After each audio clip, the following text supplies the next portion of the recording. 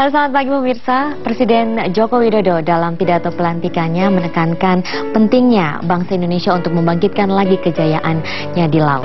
Dengan slogan Jalas Veva Jaya Mahe, di laut justru kita jaya, itu menekankan atau menjadikan fokus pemerintah kini. Nah, Hari Nusantara tahun ini mengambil tema kekayaan energi dan sumber daya mineral untuk membangun Indonesia sebagai poros maritim demi kejayaan dan kemakmuran bangsa.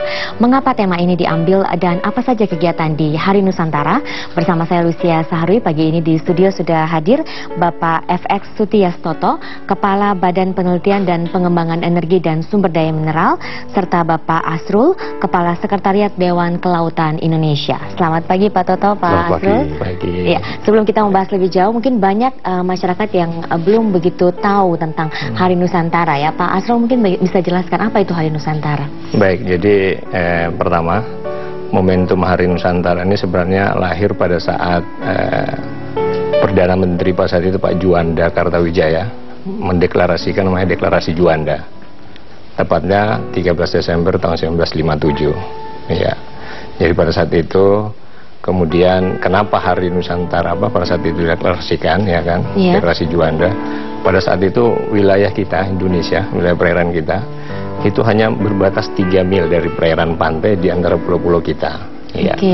Kemudian dengan diterimanya Deklarasi Juanda, kemudian wilayah perairan kita meningkat hampir 2-3 kali lipat gitu. Yang awalnya hanya 2, sekian juta kilometer persegi, kemudian menjadi 5,8 juta meter persegi. Nah, dari momentum itu tahun 99 Presiden Abdurrahman Wahid, Gus Dur, kemudian mencanangkan Hari Nusantara 13 Desember. Iya. Kemudian oleh Presiden Megawati tahun 2001 ditetapkan dalam bentuk Kepres 126 pada saat itu tahun 2001. Disitulah mulai Hari Nusantara ini kemudian setiap tahun diperingati pada tanggal 13 Desember. Oke. Kalau menurut Pak Asrul sendiri, seberapa penting sih Pak Hari Nusantara ini untuk kita bangsa Indonesia? Sangat penting Hari Nusantara ini, mengingat kita adalah negara kepulauan yang berciri Nusantara. Jadi paling tidak dengan Hari Nusantara ini menjadi momentum untuk mengingatkan kita seluruh bangsa Indonesia bahwa kita adalah negara kepulauan yang cukup besar, ya, yang sangat besar, mungkin terbesar di dunia. Iya, negara kepulauan terbesar di dunia yang berciri Nusantara. Kemudian paling tidak kita setiap tahun itu juga setiap saat itu mengingat bahwa kita adalah membuka wawasan-wawasan kebaharian kelautan. Ya, itu. Oke, jadi maksudnya dengan Hari Nusantara ini apa yang ingin dicapai, Pak? Sebenarnya dengan Hari Nusantara ini selaras dengan apa yang sekarang jadi visi Presiden Joko Widodo menjadi poros maritim dunia. Jadi dengan Hari Nusantara ini kita berharap bahwa semua potensi ya kekayaan sumber daya alam kita yang ada di laut, ya, baik itu yang ada di kolom ataupun di dasar laut, ya, bisa dimanfaatkan untuk apa? Untuk kepentingan ekonomi, untuk mensejahterakan rakyat. Ya. Nah, tahun ini yang diangkat tentang kekayaan energi dan sumber daya mineral ya, Pak Toto. Ini mengapa tema ini yang diambil? Mungkin sebelum saya menjawab itu, saya mau menambahkan tadi itu pentingnya Hari Nusantara. Jadi dengan adanya Deklarasi Juanda itu, kita menjadi negara kesatuan Republik Indonesia yang utuh. Tidak ada laut bebas di antara kita, dan resourcesnya nambah. Jadi resources kelautan kita itu sangat besar. Potensinya itu kita perkirakan bisa mencapai 1,2 US dollar triliun. Atau kalau kita setarakan dengan PDB kita, itu mungkin 1,2 PDB per tahun ya Pak ya? Tambahan ya. Atau kalau bicara APBN 8 kali per tahun, kalau itu bisa dimaksimalkan. Hanya terus terang mindset kita itu masih kebanyakan mindset pembangunan matra darat. Nah inilah, dengan Hari Nusantara itu kita mencoba mengubah mindset dari berorientasi matra darat menjadi matra darat dan laut yang seimbang. Nah, oleh karena itu di sini pembangunan kelautan itu harus menjadi arus utama dari pembangunan nasional. Nah, melalui Hari Nusantara inilah kita mencoba kegiatan-kegiatan yang kita lakukan itu mencoba membantu menyamakan pandangan dari bangsa kita ini untuk berorientasi kepada matra darat dan matra laut yang seimbang. Kemudian Hari Nusantara ini juga sangat penting untuk kita membuat dalam setahun ini kita bisa membuat model-model pembangunan dari kemaritiman yang terus terang untuk membangun ekonomi kemaritiman ini perlu energi, perlu listrik, ya kan? Kemudian kita itu diserahin sebagai penanggung jawab pelaksana untuk tahun ini. Untuk tahun ini. Nah, oleh karena itu kita temanya adalah bagaimana pembangunan infrastruktur energi dan industri mineral itu kita fokuskan kepada mendukung pembangunan kemaritiman. Model-model ini kemudian kita harapkan akan ditularkan dari waktu ke waktu sehingga kita bisa membangun semacam pilar-pilar pembangunan Indonesia sebagai poros maritim dunia. Nah, itu kira-kira. Iya. Nah, ini perayaannya sendiri kan tanggal 13 Desember setiap tahunnya ya, Pak ya. Tapi sudah berlangsung dari sekarang atau bagaimana, Pak? Jadi dalam rangka mencapai sasaran tadi, kita banyak rangkaian kegiatan. Apakah itu rangkaian kegiatan yang bersifat seminar, pameran, dalam rangka untuk menyamakan persepsi. Kemudian juga kita ada kegiatan bakti sosial untuk menyadarkan masyarakat juga dan meningkatkan rasa kegotong royongan. Kemudian kita juga ada acara bersih-bersih pantai. Sebagai itu ada kesadaran juga di situ. Kemudian kita juga ada semacam membuat model pembangunan. Jadi pembangunan ini kita membuat contoh-contoh daerah-daerah pembangunan.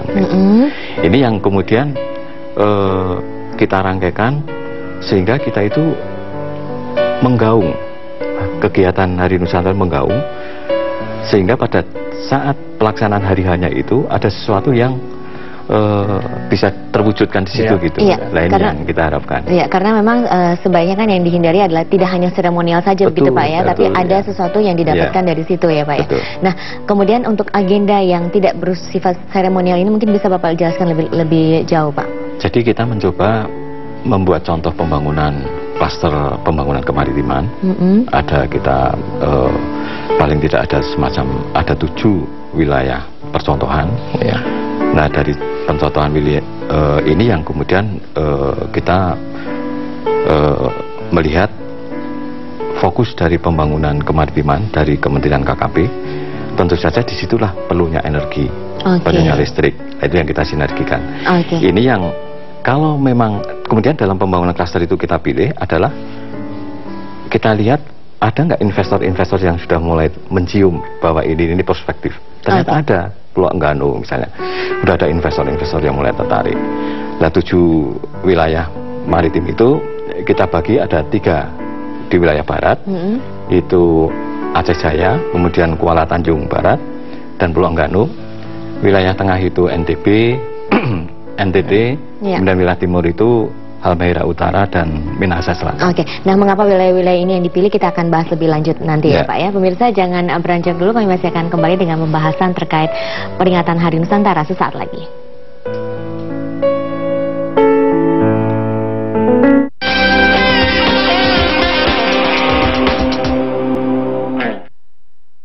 Didukung oleh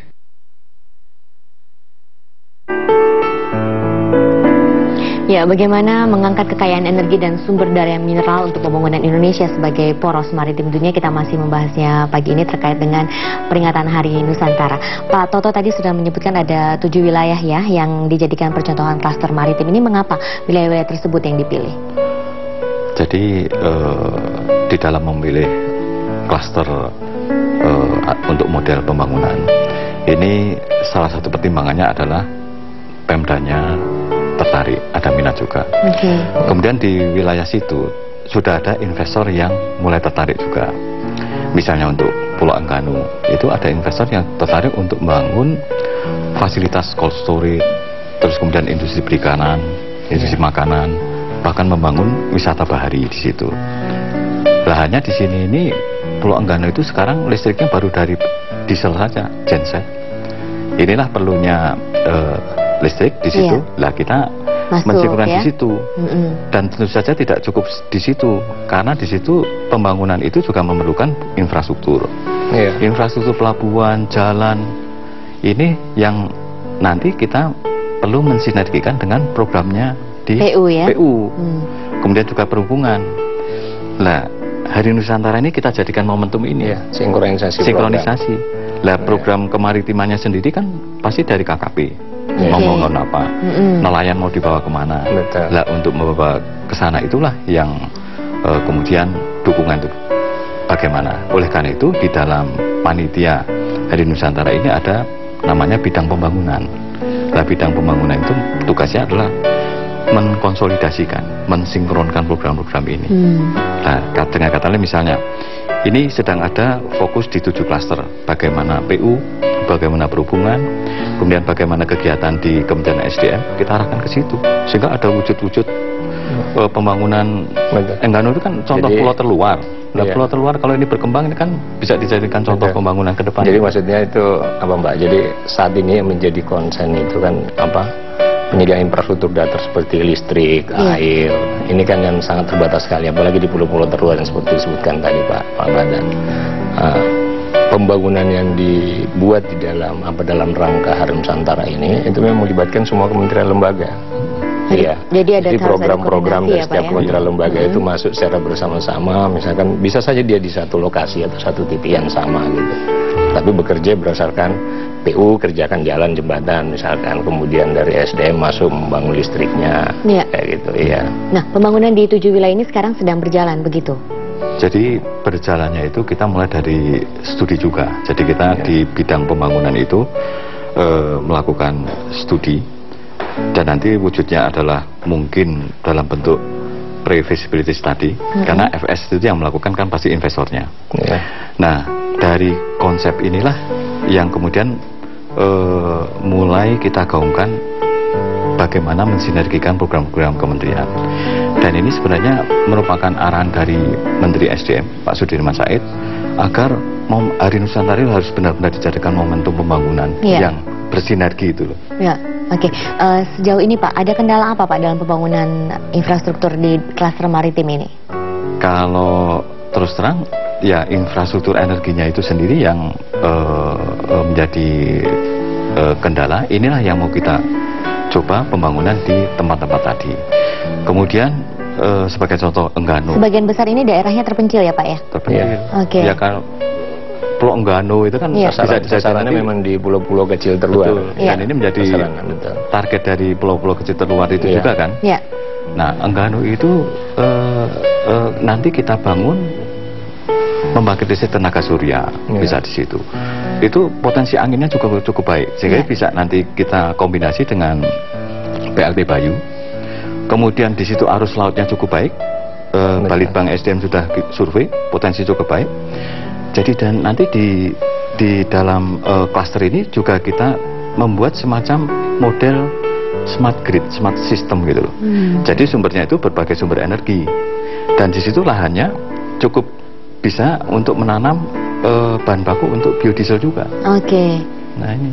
Kira-kira untuk daerah lain yang mungkin juga nanti ingin menjadi seperti klaster maritim ya Pak Asrul, apa yang harus dilakukan Pak?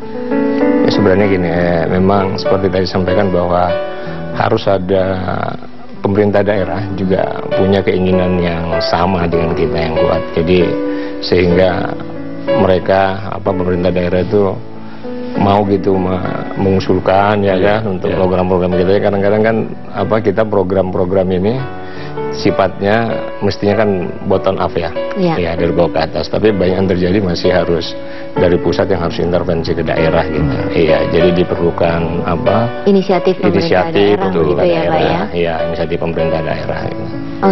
Nah selain agenda tadi ya Pak ya, untuk substansialnya, agenda seremonial nanti pusatnya ada di mana Pak acaranya Hari Nusantara? Hari Nusantara nanti di Kota Banda Aceh, di Provinsi Aceh. Yang nanti akan dilaksanakan di sana nanti. Nah seperti apa kegiatannya dan mengapa Aceh yang dipilih, kita akan bahas lebih lanjut. Pemirsa jangan beranjak dulu, kami masih akan kembali dengan perbincangan terkait Hari Nusantara sesaat lagi setelah pariwara berikut.